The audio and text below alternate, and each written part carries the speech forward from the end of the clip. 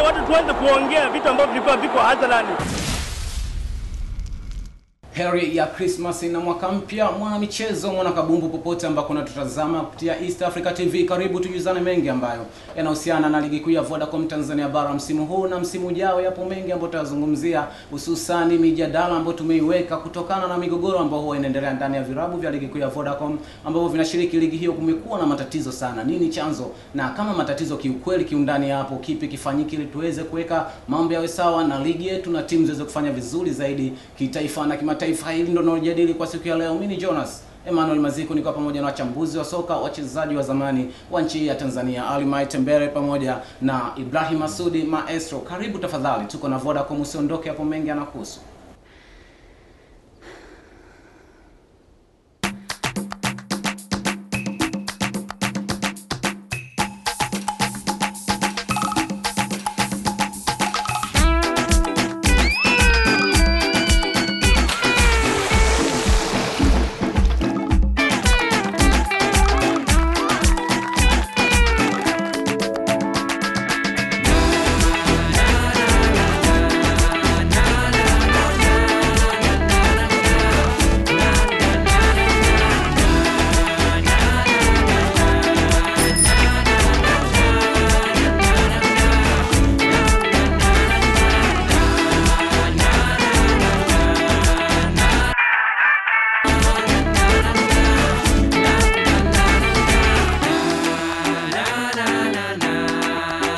Maisha ni murwa. Vodacom, kazi ni kwako. Tuanze Ibrahim Masudi Maestro. Tatizo kubwa ni nini ambalo linasababisha migogoro ndani ya vilabu vinavyoshiriki ligi kuu ya Vodacom? Matatizo yote yako sehemu zote mbili, kwa sababu migogoro ndani ya vilabu haiwezi kukoma kutokana na kile ambacho kinaitwa, wengi ambao wanakuja kuchukua madaraka ni wengi ambao wanategemea kazi hizo za klabu, na endapo angekuwa na kazi nyingine nje ya klabu, basi uweze kukuta kama kuna migogoro. Wengi ambao wanatokea kuja hapa ni watu ambao hakuna tofauti na waamuzi wa mpira ambao wanakuja hapa. Wengi wao wanakuja kwa sababu ya kufanya kwamba ile kazi ya waamuzi ni kazi. Ni the same kwa viongozi wa vilabu. Viongozi wengi wa vilabu ambao mimi nawaona wanakuja katika vilabu wakiwa hawana shughuli nyingine, majority. Lakini laiti kama pia ungetokea watu ambao wana shughuli pia nyingine, nao pia wamekuwa na wakati mgumu sana kuviongoza vilabu, kwa sababu wamekosa nafasi. Kwa sababu kiongozi wa klabu, president wa klabu, vice president wa klabu, sidhani kama ni mtendaji kazi mkubwa, kwa sababu baada ya uongozi wake, mwenyekiti, makamu mwenyekiti, wajumbe ama board of directors, wanaofuata ni kitu kinachoitwa, wanasema ni wale tuzungumze watendaji wakuu wa klabu. Hao ndio kazi yao kufanya kazi. Kwa hiyo hao wengine tunazungumza ni viongozi ambao wanafahamika ni viongozi, isipokuwa watendaji wakuu wa klabu ni wale ambao wanaajiriwa, na huu ndio mfumo ambao FIFA imekuja nao ili kuweza kuepusha kile ambacho kinaendelea. Lakini kwetu ni tofauti kidogo. Unajua kusema kwamba eti kwamba hakuna viongozi ambao wanaweza kuswiti kwenye mpira wa miguu, mimi hapana, nakataa. Tuko Tanzania wengi sana, haiwezekani katika Tanzania milioni 47 wakosekana watu sahihi wa kuweza kuongoza. Ninachokiona kozi ni kweli Maestro amezungumza, wako baadhi ya watu wanatanguliza maslahi yao badala ya maslahi ya timu, kitu ambacho kinapelekea kushindwa. Lakini kikubwa ukiangalia mara nyingi timu ambazo zenye migogoro ni hizi timu za wanachama.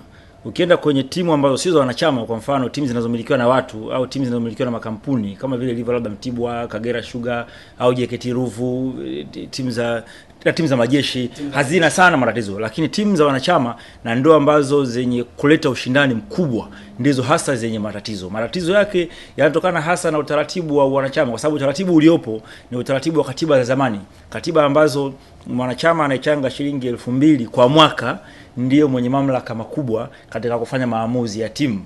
Wakati katika mpira wa sasa yule anayetoa pesa nyingi ambaye ndio shareholder ndio anafanya maamuzi kwenye bodi. Sasa huku kwetu bado tupo katika utaratibu huo, utaratibu ambao ulitumika miaka ya 50.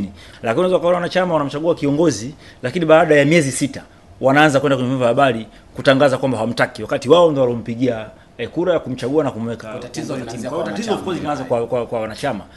Ingawa ni tatizo la kikatiba, lakini linaanza kwa wanachama. Kwa hiyo cha kwanza kwenye vilabu hivi ambavyo ni vya wanachama, kwanza natakiwa kwanza kudeal na masuala ya katiba, ili kuziweka katiba ambazo zitaendana na utaratibu wa mpira kuwa ni biashara, ili wale ambao wananunua share kama vile ambavyo Mo anataka kuinunua Simba ndio wao wanafanya maamuzi kwenye bodi. Wanachama ambao wanachukua asilimia labda hisa asilimia 49, wao wanakuwa na wakilishi wawili watatu ambao wanakuwa sio majority kwenye bodi kwa ajili ya kufanya maamuzi makubwa. Hapo kwa kiwango fulani migogoro hiyo itakuwa inaweza ikapungua sana. Nataka kuongezea kitu hapo katika ambacho tulisema unavyozigawanya timu katika timu ambazo ziko chini ya wanachama ndizo zinaonekana kuwa na matatizo makubwa kutofautisha na timu za majeshi na timu ambazo ziko ndani ya makampuni kama Azam hata Mwadui wanaonekana kidogo wanaenda katika mfumo mzuri. Wanachama wanakuwa wanachagua viongozi au sio sahihi? Kwanza hata mimi na kidogo niende upande. Hata hizo timu za majeshi ambazo ni institution zote zimekuwa vichaka. Kwa nini sasa vichaka? Ni vichaka. Vichaka alikuwa anafanya vibaya. Hatujiona migogoro mikubwa iliyotokea zaidi. Migogoro ipo ndani. Ya Zilo kuondoka. Migogoro iko ndani. Na kama uamini migogoro ipo. Kwa mfano migogoro ya timu kama za majeshi inaanza kwa wachezaji. Kuna wale wachezaji ambao wanakuwa ni waandamizi ambao wanafanya kazi jeshini, wanafanya kazi wa jeshi. Wale wengi wao wanatumia mpira kama kichaka cha kujificha. Kwa hiyo wanakuwa bora kwenye baadhi ya mechi, wanakuwa bora kwenye kipindi ambacho timu inafanya usajili. Wakishamaliza pale, basi wanategemea kucheza mechi zilizopungua 3 au 4. Atacheza mechi na Yanga, mechi na Simba na mechi na Azam. Kwa sababu gani? Anajua hizo ndio mechi za pesa. Walipo mshahara hizi mechi kubwa ni za pesa. Kuna mechi kwa mfano season moja, JKT Ruvu kama sikosei season iliyopita. Mechi inataka inachezwa mechi mchana. Wachezaji wa JKT Ruvu mechi na Yanga nafikiri wako Kariakoo wanatembea barabarani. Kwa hiyo ukijaribu kuangalia ile hali unaweza kuona kwamba hizi mechi ndizo mechi za maslahi yao. Kwa sababu tena unakuuliza kabisa, mimi nilikuwa ndani ya uongozi. Unauliza bana vipi leo inakuaje? Kwa sababu hizi ndio mechi ambazo wanajua kabisa kuna mizigo itakuja. Sasa kwa nini nasema pia hata hizi timu za institution ambazo ni kama za majeshi zina migogoro kama hiyo? Hata wale viongozi wanaoingia katika hizo club wanaingia kama vichaka na wanaingia pia kwa ajili ya maslahi yao kwa sababu ya kutengeneza mazingira ya mechi hizi. Ukizungumzia anazungumzia katiba, of course katiba ni mbaya, lakini jiulize swali, ni nani ambaye anakwenda kupiga kura? Anayekwenda kupiga kura ana elimu gani? Of course inawezekana kwa watu wote hata wa Tanzania wanakwenda kupiga kura, ndio maana kitu cha kwanza kinakuja kwamba elimu ya mpiga kura. Nani anapata elimu ya kura kwenye hivi vilabu? Hakuna. Mtu anaweza katoka mbali nje Dar es Salaam anakuja kupiga kura. Maybe huyu mtu hana hata darasa. Anaweza kuwa madarasa ya 2, ya 3, ya 7, lakini hajui mfumo wa klabu utakiyoendeshe kwa staili gani. Okay. Kweli mimi nakwambia mimi maneno yangu. Kura zinanunuliwa shilingi 5,500, shilingi 10,000, believe me. Mtu anainunua. Kura zinanunuliwa hata katika uchaguzi wa viongozi wa timu za mpira maestro. Seriously, yani kura inanunuliwa kura 5,000 unajua. Ukifanya mahesabu ya shilingi 5,000 kwa miaka 4 mahesabu ila ngoja kwanza kwa kifupi kabla ya kwenda mapumziko. Chelsea wameonekana katika kuyumbayumba na uongozi wao walionekana kuteteleka kama Tanzania tunavyohangaika. Pengine yale matatizo yanayotokea Tanzania hata nje kwenye timu ambazo zinashabikia nje ya Tanzania yani Ulaya na wenyewe wana matatizo kama yani uchu wa madaraka au mengi tutakaporejea tukuja kuanza nao leo. Tutazame maneno mazuri kutoka Vodacom hapo mengi sana utakayotazama. Endelea kuona sisi, hili ni Jongo Kuu Kabumbu Show. Hebu tukubaliane. Kila mtu anataka kupata zaidi. Work with me. Mafanikio ni value ya kile ulicho nacho. Na value ni kujua kipi kinagharimu nini. Vipi? Najua thamani yangu. That's why I gave more. Yeah, sure. It's simple. Nahitaji kuwasiliana na wadau ndani na nje ya nchi. With Vodacom Red, napiga simu mtandao wowote nchini na 5 destination nje ya nchi kwa shilingi 1.5 kwa sekunde. Na pia napata the best internet bundles. Vodacom Red. That's value. Piga nyota 149 nyota 01 alama ya reli uchague Red. Vodacom, kazi ni kwako. Maestro. Chelsea is different. Tofauti ya viongozi wa Chelsea, kile kinachotokea ni tofauti na viongozi wa Simba, maji na watoto wa Afrika. Is different. Utaratibu wao mna. Unless yani we are not supposed to compare this professionalism na amateur. Sisi tuko bado kwenye amateur. Chelsea kwanza ni timu ya mtu binafsi.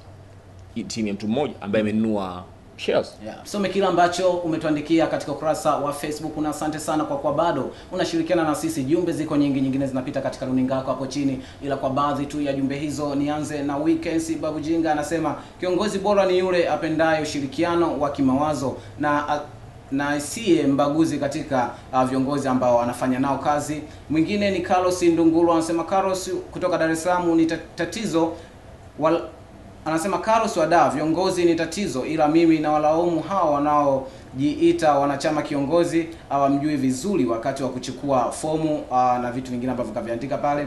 Elia Mwangata anasema tatizo wanalo viongozi wa klabu na hawana pesa, ni maskini. Tatizo kubwa ni maskini. Hata kuna vitu vingine maskini sio tatizo. Haya, Nasir Salim anasema toka Kilwa Songea na nafikiri Tanzania hatuna watu sahihi wa kuliendesha soka la Tanzania. Alimaika shalizungumza kwa wapo.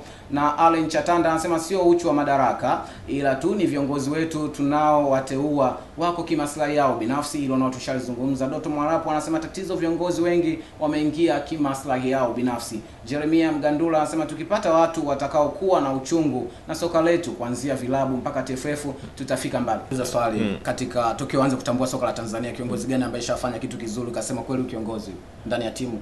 Wapo wengi. Kwa mfano mimi binafsi naweza kusema kwamba hata kwenye shirikisho la mpira wa Tanzania nathubutu kusema kama uongozi wa Mzee Mamri ulikuwa uongozi mzuri, alitutoa mbali, pia kaja Tenga kaweka utawala bora, amefanya vizuri sana. Wapo ni miongoni mwao, japo football, ndani ya football hii football ni genge la mafioso, watu wengi wanakuja kuchuma huku. Lakini tusisahau kurudi nyuma tukasema kwamba umezungumzia kuhusiana na matatizo ya stendi ambayo tusia nani, umemsikia waziri kauli waziri, lakini waziri kaingia anazungumzia matatizo kwamba kwa nini kuna matatizo, pesa zimeingia, inaonekana kuna migogoro. Ila kuna kauli moja ambayo nimesikia sema kwamba ifanye auditing, ukaguzi, lakini the first person kufanya auditing ni mdhamini. Haiwezekani mdhamini unatoa pesa alafu huna watu auditors ambao wanakwenda kuangalia zile pesa zako zinatumika ipasavyo. Lakini pia upande mwingine wa pili, nafikiri kinafahamika kama FIFA kama mamlaka ya kukuza soka dunia limekwisha kataa hizi kamati za muda.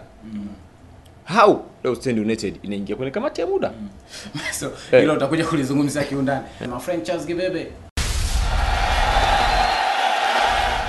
Asante sana Jonas Emmanuel Maziku. Kinachokizungumza kwa siku ya leo ni migogoro ambayo imekuwa ikitikisa katika soka la Tanzania, hasa kwenye vilabu vinavyoshiriki ligi kuu ya Vodacom Tanzania bara. Viongozi wamekuwa sababu kubwa ya haya kutokea. Tunataka tuzungumze na wadau wa soka tujue chanzo cha haya ni nini na wenyewe wana ushauri gani kuhusiana na hili. Mimi ni Frank Charles Gibebe, tuwe wote ndani ya dakika hizi lakini tukiwa na Vodacom. Karibu sana. Hii migogoro inasababishwa na viongozi wa soka. Nini chanzo chake? Ni kwamba hatuna watu sahihi wa kusimamia soka katika nchi yetu. Mimi labda kwa mtazamo wangu naweza kusema chanzo kikubwa kinachosababisha migogoro labda ni maslahi. Lakini kitu cha pili naweza nikakizungumzia ni weledi juu ya masuala ya soka, kwa sababu sasa hivi tunaona ulimwengu unavyoenda kubadilika. Tunatakiwa tuwe na watu ambao wamesoma masuala ya soka, wanayajua masuala ya soka. Umeona, ili wakiwepo kwenye soka kule wafanye vitu kiprofessional. Lakini pia kitu kingine maslahi. Unakuta kuna hii 10% naita ya 10%. Mchezaji anauzwa na pesa zingine, kumbe watu wamegawana huko nyuma ya pazia. Migogoro inakuja kutokana na hivi vitu vinafanyika na haviwi siri. Kila mtu anakuwa anavifahamu kwamba kuna pesa imetoka au pale kuna hichi kinafanyika. Kwa hiyo mimi nadhani migogoro inasababishwa na maslahi, lakini pia uelewa juu ya masuala ya soka. Migogoro ambayo inatokea kwenye vilabu vya soka mara nyingi inasababishwa na viongozi wanaosimamia soka kwenye vilabu. Ni kwa nini haya tunayaona kila mara katika nchi yetu ya Tanzania, katika ligi kuu ya Vodacom Tanzania bara? Kwa upande wangu nadhani hatuna tatizo katika mfumo wa uendeshaji vilabu vyetu nchini hapa. Kwa mfano mimi nimeajiriwa hapa kama kocha katika timu. Nimepewa kwamba endesha timu hii uifikishe katika kiwango fulani. Lakini kuna wale watu wanajitaga labda wazee wa timu fulani. Mimi mzee wa mkongwe hapa, kwa hiyo lazima nishauri. Kuna kama mfano wazee wa Yanga, wazee wa Simba wale wanajikuta sasa wanakuharibia wewe ule mfumo ambao unataka kwenda nao, wanakupeleka kwenye mfumo wao ambao either unakaa sio kisasa, haupo kiushindani, lakini pia haupo katika mfumo mzuri wa kupeleka wewe kufika mbali. Lakini tunaweza tukao tunalalamikiwa na viongozi sana na ili swala la wanachama. Wakati mwingine pressure ya wanachama inakuwa haisababisha haya kutokea. Ni kweli, ndio maana nikaanzia kwa upande wa wale wazee, kwa washauri wa timu. Lakini pia ukija kwa upande wa mashabiki tu na wanachama kwa ujumla, nao wanakuwa wanampelekesha yule tuseme kiongozi wanampa ile mifumo wao ambao wanataka wao na kumsababisha anatoka nje ya mwongozo ambao alikuwa anataka yeye kuifikisha timu. Tuweke nukta hapo, tutarejea kumalizia. Mtazamaji, nizungumze na mdau mwingine kuhusiana na hiki ambacho tunakitazama. Migogoro ambayo imetikisa katika soka la Tanzania, hasa kwenye vilabu vya soka. Mara nyingi viongozi ndio wamekuwa kilaumiwa. Ni kwa nini tunakuwa tunayaona haya yanatokea katika soka la Tanzania? Mimi naona ni kwa sababu maslahi wanayaweka mbele sana. Unaona kwamba kwa mfano timu kama Yanga wanamwangalia yule mtu ambaye anaiangalia ile timu, wanasema muda umekwisha, anatakiwa ku-resign, yani atoke ingie mwingine. Lakini kutokana na zile pesa na uwezo wake wa kifedha, basi wamemweka na yupo mpaka sasa hivi. Hakuna chochote ambacho kimeshaongelewa. Kwa hiyo kumbe kuna mtu anaweza akawa na uwezo mzuri wa kipesa, lakini ule ufahamu wa soka ikawa ni changamoto. Elimu anakuwa hana, ila pesa inamfanya anakuwa yuko pale, na maslahi yale yanasababisha wale ambao wapo, kwa mfano wale wazee wa timu, makocha wanamlinda yule mtu. Kwa kitu kama hicho kinapelekea migogoro, kutokana kwamba watu wanajua kabisa kwamba huyu yuko kwa sababu ya pesa. Vigezo na zile taratibu zilizowekwa zipate kwa zinafuatwa. Kama ni miaka 3 mtu atoke aingie mwingine bila kuangalia na pesa au hana. Kama ana uwezo basi apewe timu. Migogoro kwa viongozi wanaosimamia timu hizi, msingi hasa ni kutokuwa na watu ambao wanaofahamu mpira. Zaidi ni masuala ya fedha. Tazama Majimaji wanagombana leo, Mika yupo, timu zinakwenda jinsi zilivyo, kuna pesa wanapewa. Kwa kipi kinachopelekea sasa huyu anahitaji pesa, huyu anahitaji pesa, mwisho wa siku corruption inapokuja kudondokea ni kwenye migongano. Umezungumzia ufahamu wa soka. Kwa namna gani? Labda tupate wachezaji wa zamani ndio wasimamie soka letu, au watu waliosomea kidogo elimu ya mpira, au wana elimu kidogo ya ukocha. Hebu fafanua hapa kidogo. Tunapozungumzia ufahamu wa mpira tunazungumzia katika timu zilizo nyingi, hasa hizi ndogo hata kubwa. Katika timu kubwa utakuta watu 3 4 ndio wanaofahamu mpira hasa, na ndio wanaosikiliza mpira na ndio ambao wanaosimamia mpira. Lakini sehemu ya wanaobaki hawaufahamu mpira unahitaji nini ili ukue, na ndio maana unakuta kwamba wao wanachokifuata 90% ni pesa. Kufahamu soka, kuwa na ufahamu wa soka ni jambo kubwa sana ambalo wadau wa soka huku mtaani wamelizungumza kwa siku ya leo. Baadhi ya viongozi wengi wa soka letu la Tanzania, hasa kwenye ligi kuu ya Vodacom Tanzania bara, wamekosa kitu hichi. Mimi ni kushukuru sana kwa kuwa pamoja nami katika Kabumbu Mtaani kwa siku ya leo, lakini tunafurahi sana kuendelea kuwa mwanafamilia wa Kabumbu Show, na jambo kubwa ni kukutakia heri ya Christmas na mwaka mpya. Turejee kwake Jonas Emmanuel Maziku. Sana. Asante sana Frank Charles Gibebe kwa kuzungumza kiundani zaidi na wadau wa soka kutoka mtaani, na wamezungumza neno. Hebu nikurudishe tena Frank Charles uweze kuzungumza na mgeni wa wiki Esther Chaburuma, mchezaji ambaye ameshafanya vizuri sana katika nchi ya Tanzania katika soka la kina mama. Baadaye tutakuja kurejea. Ni wakati mwingine ambao tunakutana katika Kabumbu Show kwa mara nyingine tena, na hivi sasa tuko na mdau. Huyu si mwingine bali ni Esther Chaburuma, ambaye ni nahodha mkongwe kweli kweli, aliamua kutundika daruga, mchezaji wa zamani wa Twiga Stars, timu ya wanawake ya taifa ya Tanzania. Kuna mengi tutazungumza naye ndani ya Kabumbu Show, nikusii uwe pamoja nami mwanzo mpaka mwisho katika mazungumzo haya. Mimi ni Frank Charles Gibebe. Karibu sana. Mtazamo wako namna unavyotazama ligi kuu ya Vodacom Tanzania bara. Ligi kuu ya Tanzania Vodacom iko katika inashine kwa sababu timu sasa hivi naamini zimejiandaa ipasavyo, na uwezo ukategemea tu vile labda kwa mfano Simba anapokutana na mtu lazima afungwe, lakini sasa hivi inakuwa ni ngumu, au Yanga anapokutana na timu yote ndogo lazima afungwe. Sasa hivi ni ngumu. Naamini kila mtu amejiandaa kwa ajili ya ligi, na mpaka sasa hivi huwezi kujua nani anaweza kawa bingwa. Chochote kinaweza kikatokea. Kwa nini Esther Chaburuma umeamua kustafu soka kwa hivi sasa? Hili ni swali ambalo wadau wengi wa soka wanajiuliza katika nchi yetu ya Tanzania hivi sasa. Mimi nimeamua kustafu kwa sababu sina tatizo lolote, labda na matatizo labda naumwa au nini, kitu ambacho hakuna, ila tu nimeamua kwa sababu nimeshatumika muda mrefu katika timu ya taifa wanawake Twiga Stars. Toka ilipoanza mimi nipo mpaka sasa hivi 2005. Kwa hiyo nina miaka 15 kwenye Twiga. Ili na wengine wawepo katika timu, basi na hawa majunia wanaokuja, basi sisi kama sisi tulokaa muda mrefu kwenye timu tunaamua kuwapisha na watoto waweze kuonesha uwezo wao. Kwenye upande wa soka la vijana, wale kina dada ambao labda wanatamani kucheza katika soka, hasa katika timu ya taifa ya Twiga Stars, kumekuwa hakuna muhamasiko, naweza nikasema hivyo, kama kwenye soka la vijana wa kiume. Unawashauri nini kina dada ambao wako mtaani hivi sasa na wanatamani kufikia ndoto zenu na kuichezea timu ya taifa wanawake? Kweli naamini wapo wanatamani, lakini ili tuwapate lazima ipatikane ligi ya wanawake. Kwa sababu tutapokaa vile vile hakuna ligi, hakuna chochote kwa sisi wanawake, kwa hiyo tabaki kuwa ni wachezaji ni wale wale kila siku. Baada ya soka una mipango gani? Yawezekana unaelekea kwenye kozi za ukocha na vitu vingine. Hilo ni kweli, kwa sababu sitaki kutoka sana nje ya mpira, kwa sababu mimi mpira uko ndani ya damu. Kwa hiyo baada ya kustafu na sasa hivi natarajia kufanya kozi za ukocha ili niwepo bado tena katika timu. Leo hii inatokea Rais John Pombe Magufuli anasema Esther Chaburuma na kuteua kuwa waziri katika Wizara ya Habari, Utamaduni na Michezo. Unafikiri kitu gani ambacho unaweza ukakifanya cha tofauti sana kikawashangaza wadau wa soka katika eneo hili? Naamini mimi cha kwanza ningetoa changamoto kwa timu za wanawake kwa ujumla. Ingechezwa ligi hadi vijijini. Kumbuke Young African wao walikuwa wanakaribisha Stand United chama la wana na kufanikiwa kuwafunga mabao 4-0. Mwadui wao wakafanikiwa kumfunga Ndanda mabao 2-1. Kagera Sugar Wanankurunkumbi wakawafunga African Sports bao 1-0. Majimaji wakakubali kichapo cha mabao 2-1 dhidi ya Azam. Toto African wao wakailazimisha Simba bao 1-1 sare. JKT Ruvu wao wakafunga wakatoka sare na Coast Union ya mabao 2-2. Tanzania Prisons na Mtibwa Sukari wakamaliza dakika 90 bila kufumaniana nyavu. Mbeya City wao wakawalazimisha Mgambo bao 1-1, nayo ni sare nyingine. Tuzungumzie sare ya Toto African na Simba. Simba huyo akiwa kafungwa na Geita na Matola. Ukiangalia mechi ya Simba na Toto Africans pale Mwanza, kwamba Simba walianza kufunga bao, lakini wanavyoonekana ni trend ambayo imekuwa nayo kwa muda wa miaka kama miaka mitatu, kwamba huwa wanaanza vizuri, lakini baadaye unakuta wanapoteza ile pace, na kipindi cha pili wanakuwa sio kama wale walivyoanza kipindi cha kwanza. Na ukiangalia jinsi wanavyocheza bado hawachezi kama kitimu. Simba ni kundi la talented players, ni kundi bado la wachezaji ambao wana vipaji.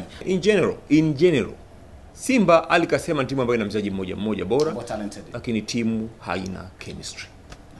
Tutazame michezo ya mwisho wa juma ambayo itapigwa kesho na kesho kutwa. Kuna ligi hiyo ya Vodacom. Ndanda wao watakuwa wanakaribisha JKT Ruvu. Yanga watakuwa wanakaribisha Mbeya City. Majimaji wao watakuwa wanakaribisha Tanzania Prisons. Mwadui watakuwa wanakaribisha Simba Sports Club.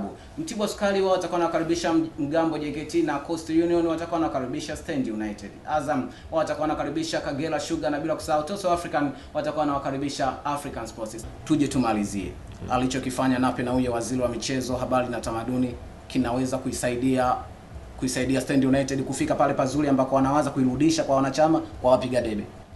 Ni mwanzo. Stand United kutoka Stand United inabidi aende Yanga, aende sehemu nyingine, lakini mimi nafikiri angeanzia na ndani ya federation kwanza, kwa sababu federation ndio baba ndio mama wa kila kitu. Migogoro haiwezi kutokea wakati federation hajui, lakini maybe inaweza kuwa ni hatua sahihi, kwa sababu yeye si anayeweza kaamrisha kwamba uchaguzi ufanyike haraka. Hapana, kwa sababu kuna utaratibu.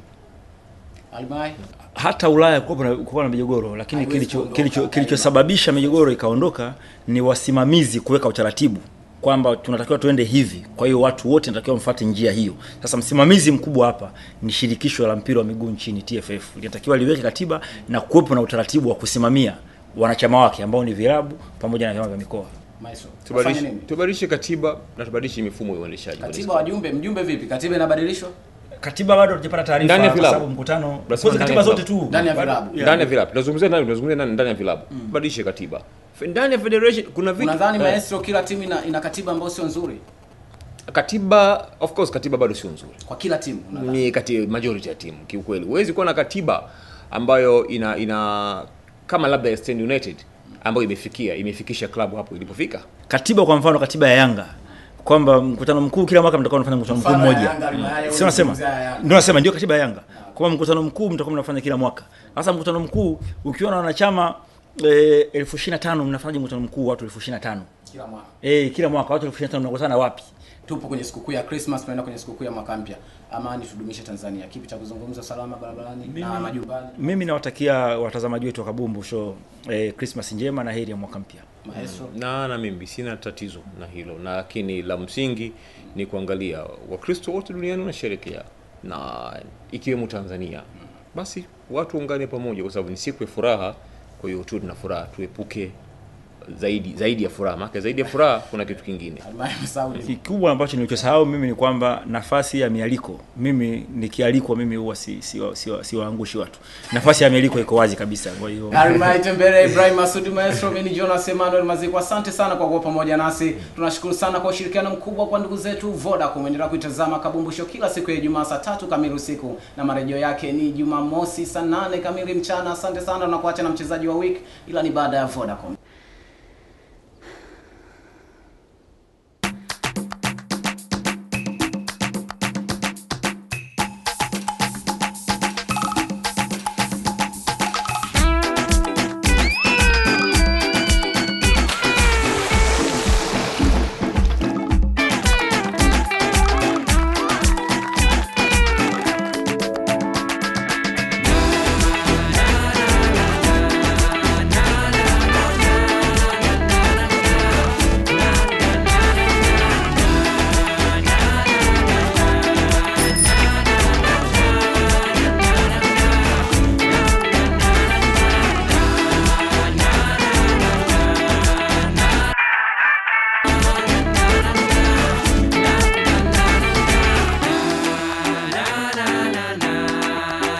Maisha ni murwa.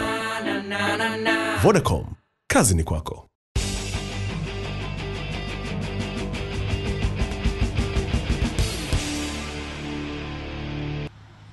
Mimi safari yangu ya mpira nakumbuka sababu mamangu alikuwa anatoka Kigoma anaenda mpakani wa Kigoma na Burundi, inatoa mkoa mmoja inatoa Makamba. Baada ya hapo nilipokuwa kama na miaka 3 hivi. Sawa. Babangu na mamangu wakawa wamekorofishana. Baada ya hapo mamangu sababu makazi yake alikuwa anafanyia mpakani ya Tanzania na Burundi, akahamia mkoa wa Makamba. Kuna timu moja inaitwa Aigle Noir. Ipo mpakani ya Tanzania na Burundi. Nikawa nacheza nilikuwa mdogo kama miaka 5, nacheza kama ilikuwa kama academy.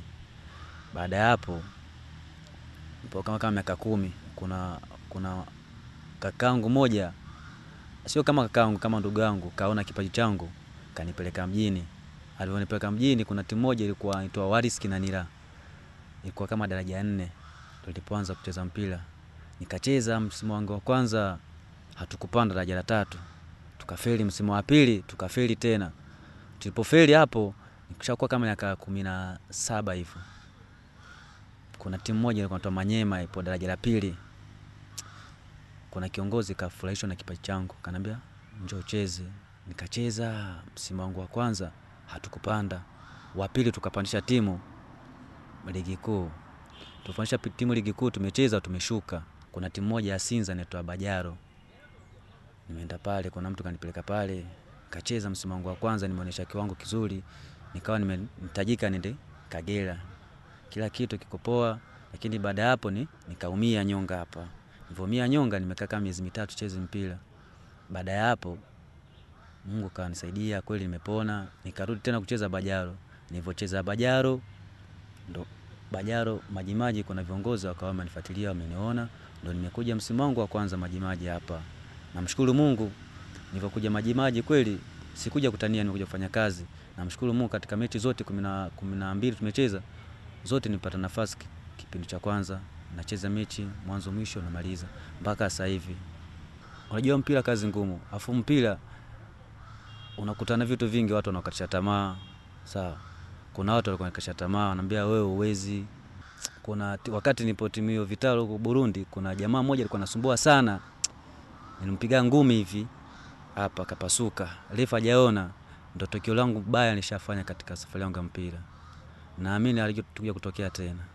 Mimi nilifurahi kipindi nasajiliwa timu hiyo Vitalo, nilifika mimi ni mchezaji ambaye alikuwa anaonekana na umri mdogo, afu msimu wangu wa kwanza napata nafasi kucheza First 11 na msimu huo tumechukua ubingwa.